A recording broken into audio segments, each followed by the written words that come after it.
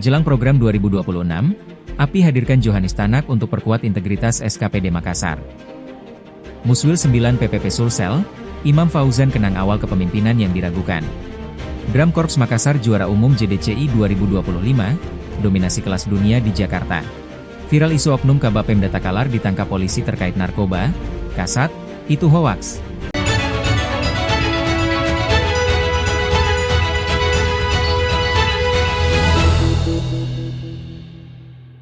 Pemerintah Kota Makassar mulai mematangkan fondasi tata kelola pemerintahan menjelang pelaksanaan berbagai program strategis tahun 2026.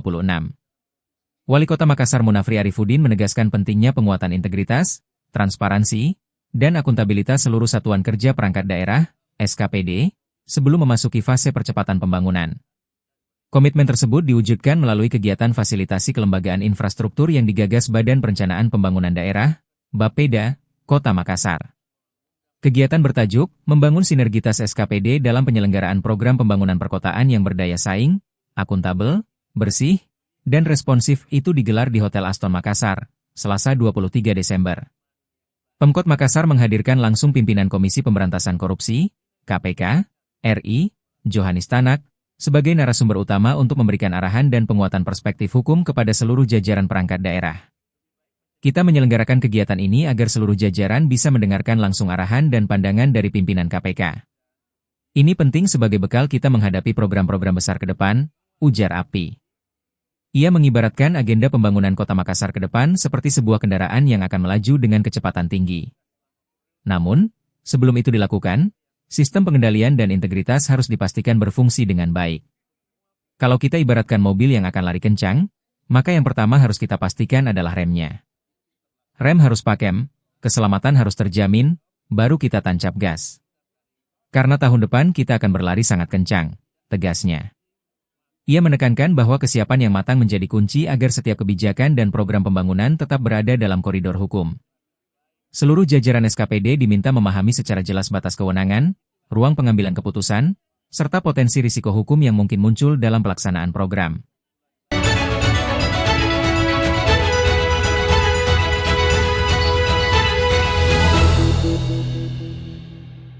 Ketua DPW Partai Persatuan Pembangunan Sulawesi Selatan, Imam Fauzan AU, merefleksikan perjalanan kepemimpinannya selama hampir 5 tahun saat membuka musyawarah wilayah ke-9 PPP Sulsel di Hotel Claro Makassar, Senin 22 Desember. Dalam forum tersebut, Imam Fauzan mengenang awal kemunculan namanya sebagai calon ketua wilayah yang kala itu masih dipenuhi keraguan. Ia mengakui, ketika pertama kali dipercaya memimpin PPP Sulsel, banyak pihak menilai usianya yang relatif muda belum cukup untuk mengemban tanggung jawab besar di partai berlambang Kabah tersebut. Sekitar 4 tahun 6 bulan lalu, tidak banyak yang percaya saya bisa memimpin PPP Sulsel. Bahkan ada yang menyebut anak muda belum saatnya memimpin partai ini, kata Fauzan.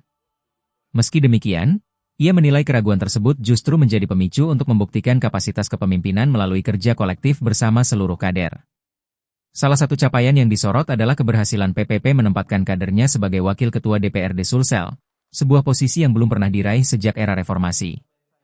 Fauzan menyampaikan apresiasi kepada seluruh jajaran partai di Sulawesi Selatan atas dukungan yang diberikan selama masa kepemimpinannya. Menurutnya, capaian tersebut merupakan hasil kerja bersama, bukan keberhasilan individu. Ini bukan prestasi pribadi, tetapi buah dari kebersamaan seluruh kader PPP di Sulsel, ujarnya. Ia juga menyampaikan permohonan maaf kepada kader, khususnya para calon legislatif, apabila terdapat kebijakan partai yang belum sepenuhnya memuaskan. Namun, Fauzan menegaskan bahwa setiap keputusan diambil dengan mempertimbangkan kepentingan jangka panjang partai. Semua kebijakan kami arahkan untuk membesarkan PPP. Saya paham ada kekecewaan, tetapi tujuan utamanya adalah kepentingan partai, katanya. Fauzan menambahkan, komitmen awal untuk memperkuat PPP Sulsel diwujudkan melalui penguatan struktur organisasi hingga tingkat bawah.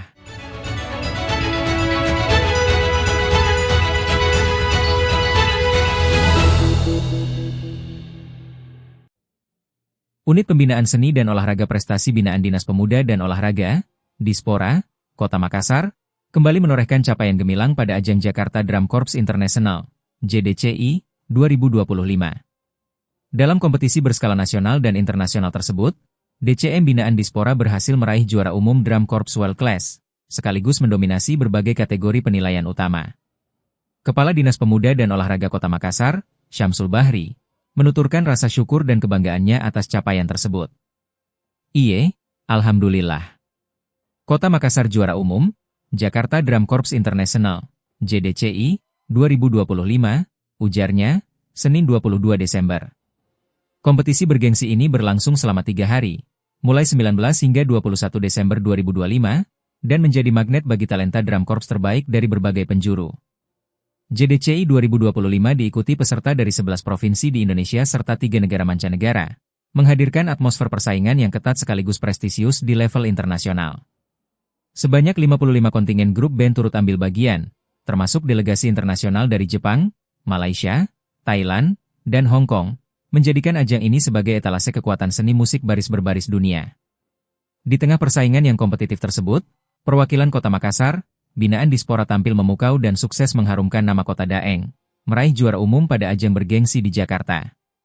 Menurut Syamsul Bahri, prestasi ini bukan hanya kemenangan dalam sebuah kompetisi, tetapi juga cerminan kerja keras, disiplin, dan semangat juang generasi muda Makassar yang terus berani tampil dan bersaing di level nasional dan internasional. Selaku Kepala Dinas Pemuda dan Olahraga Kota Makassar, Syamsul Bahri, hadir langsung di Jakarta, mendampingi tim bersama jajaran Kepala Bidang, Kepala Subbagian, dan staf Dispora. Ia menegaskan, kehadirannya tersebut merupakan bentuk dukungan nyata pemerintah daerah terhadap pengembangan potensi dan prestasi pemuda Kota Makassar di tingkat nasional hingga internasional.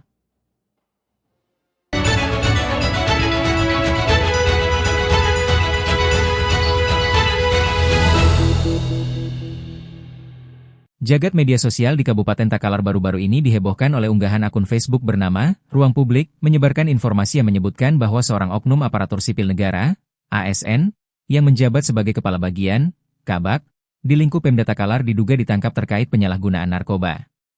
Berdasarkan pantauan hingga Selasa 23 Desember, akun tersebut menuliskan narasi bahwa penangkapan terjadi di kediaman oknum tersebut di wilayah Kecamatan Galesong. Dalam unggahannya, akun Ruang Publik mengklaim mendapatkan kesaksian anonim yang menyebutkan adanya keributan terkait sabu-sabu di rumah oknum tersebut. Lebih lanjut, akun itu menuding bahwa barang bukti sabu sempat dibuang ke dalam kloset, namun alat hisap, bong, berhasil ditemukan polisi. Unggahan tersebut juga mempertanyakan mengapa oknum yang dimaksud dilepaskan kembali oleh pihak berwajib. Menanggapi isu liar yang menyeret nama jajaran pemerintahan Bupati Firdaus Manye dan Wakil Bupati Hengki Yasin tersebut, Kasat Narkoba Polres Takalar, AKP Andi Aldi angkat bicara. Dalam konfirmasinya kepada awak media, AKP Andi Aldi menegaskan bahwa informasi yang beredar di Facebook tersebut sepenuhnya tidak benar. Saya konfirmasi kepada rekan-rekan media bahwa kabar itu tidak benar. Selama saya menjabat sebagai Kasat Narkoba Takalar, tim reserse narkoba kami tidak pernah menangkap salah satu ASN ataupun kabak di wilayah hukum kami, tegas AKP Andi Aldi. Pihak kepolisian menekankan agar masyarakat tidak mudah percaya pada informasi yang tidak jelas sumbernya. AKP Andi Aldi memastikan bahwa narasi yang dibangun oleh akun tersebut adalah berita bohong. Kami tekankan sekali lagi bahwa apa yang beredar di media sosial Facebook tersebut dan menyatakan adanya penangkapan itu, pastinya hoaks, pungkasnya. Hingga berita ini diturunkan, unggahan di akun Ruang Publik masih menuai beragam reaksi dari netizen, meski pihak kepolisian telah memberikan bantahan resmi secara terbuka. Tidak benar.